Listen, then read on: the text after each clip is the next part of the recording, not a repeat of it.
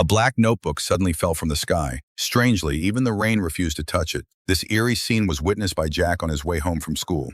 Curious, he picked up the notebook and took it home. But when he opened it, it's filled with strange instructions for using the notebook. Just write down someone's name in the notebook. That person will die. It sounded completely ridiculous. Jack couldn't help but laugh. Just then, the news was reporting a live murder case. So Jack casually wrote the suspect's name in the notebook. He's still laughing at how silly it all seemed. But the next morning, as he flipped through the newspaper, he froze. That same suspect had died of sudden cardiac arrest. Jack instantly realized something wasn't right.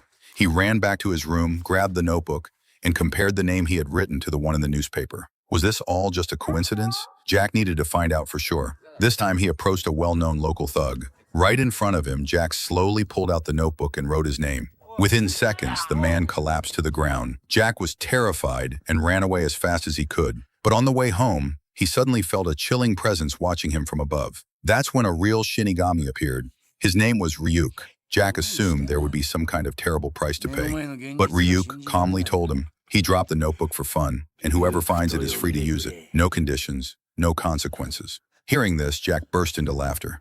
He felt like this was his chance to change the world. Every time the man leaves home, he places a pen refill behind the door. But today when he returns, he's shocked to find the refill snapped in half. He immediately realizes someone has been in his house. He sits silently at the desk, completely still, ignoring even the voice of the death god behind him. Because he knows in the room next door, a team of detectives is secretly watching his every move. If they catch him talking to himself, it would prove he can see the death god, and he'd be labeled a murderer instantly. That's because Jack holds something terrifying, a death note. As long as he writes someone's name in it, that person will die of a heart attack. But strangely, an entire month passes and the police have never seen him write down any name. Even more unusual, no new deaths have occurred during this time. Some officers begin to doubt he's guilty, but the lead detective is certain Jack is the killer, because the moment they began surveillance, the sudden string of deaths just stopped. It could only mean one thing. Jack is hiding his true nature. The police decide it's time to move in, but just then a breaking news report interrupts the feed. Another victim is dead, with the exact same cause of death. They quickly switch to the live footage, but all they see is Jack calmly eating a bag of potato chips. But what no one realizes is that hidden inside those chips is the deadliest trick of all. This bag of chips was actually the man's secret weapon. He had hidden a phone and a small piece of paper inside. Then when the police weren't watching, he quickly scribbled down a corrupt official's name. Moments later, the official mysteriously dropped dead. The cops were completely stunned. Turns out this man possessed a death note. All he had to do was write someone's name in it, and that person would instantly die. But here's the twist. The police had been watching him non-stop for a full month, and they never saw him write a single word. Just when the case was going cold, a woman called in and broke the silence. She accused Jack of being the killer and claimed she had a way to force him to confess. Turns out her husband was a cop, and he was murdered while investigating Jack. So to get revenge, she kidnapped Jack's girlfriend. Then she gave Jack an ultimatum. Write her name in the notebook, let her die, and prove to the police that he has the ability to kill, or she'd shoot his girlfriend on the spot. But Jack kept playing dumb, pretending he had no idea what was happening. The police chief watched everything through the monitors and felt the woman was losing control. To save the hostage, he ordered officers to rush to the scene. But the sound of sirens tipped the woman off. Jack's girlfriend broke free and ran toward Jack as fast as she could. The woman snapped and opened fire wildly.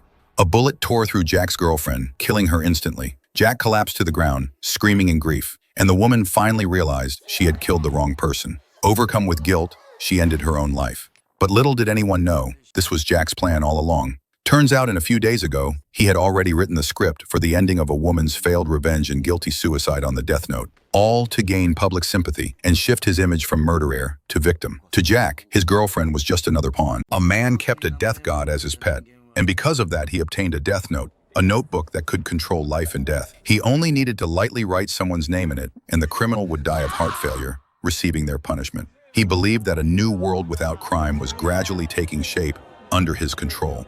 However, his actions caught the attention of L, known as the Sherlock Holmes of the detective world. As soon as L appeared, he started a global live broadcast, vowing to bring the man to justice immediately. This enraged Jack completely, so he quickly wrote L's name in the death note. Just 40 seconds later, L's heart suddenly stopped, and he collapsed in pain. Jack reveled in the power of controlling life and death.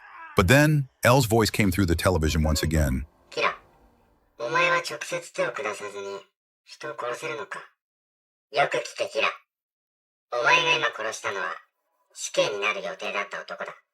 It turned out that the person who died was only a body double, and the so-called global broadcast only covered Japan's Kanto region. From this, L deduced that Jack was hiding in Kanto.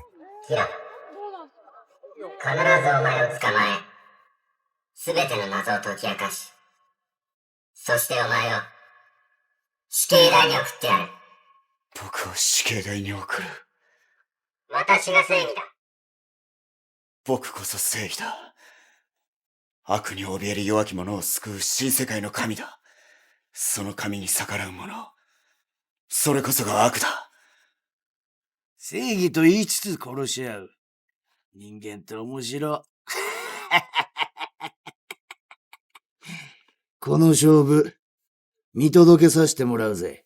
Using his extraordinary intelligence, L analyzed the limited clues to identify Jack. All the victims' times of death matched a schedule very similar to a university class timetable. From this, L concluded that Jack was likely a university student. And since there was only one university in the entire Kanto region, so the search area was drastically narrowed down. However, despite all the calculations and deductions, no one expected the serial killer to be the police chief's son. This girl was born with heterochromia and possessed a pair of death eyes that eyes could see anyone's name and remaining lifespan. She also kept a death god as her pet, who followed her everywhere like a shadow. One day, she came into possession of a death note. As long as she wrote someone's name in the notebook, that person would die of a heart attack within 30 seconds. Very quickly, countless criminals who had escaped justice began dropping dead. She became a mysterious enforcer, silently judging and executing the wicked. But one day, she came across someone whose name and lifespan she couldn't see, even with the death eyes. Instead of fear, she was filled with overwhelming excitement, because this man was the one she had been searching for. Kira, the god of the New World. Years ago, Rose's parents were brutally murdered during a home invasion. However, due to a lack of evidence, the killer was set free without any punishment. Devastated, Rose fell into deep despair until the day Kira appeared and avenged her parents. From that moment on, Kira became her symbol of justice and hope. She began secretly investigating, determined to find him. Eventually, she succeeded. When they finally met, she excitedly revealed her own death note. The moment Kira touched it, he saw another death god, one that wasn't Ryuk. The man was just missing his mom's call before suicide, and he was thrown straight into hell by the Grim Reaper. But instead of punishment, he was reborn as a baby. He thought he could start fresh, but reality slapped him hard. 조용히 찾지 말라고! 씨발, 너 때문에 내가 커피 한 잔도 편하게 못 마시잖아!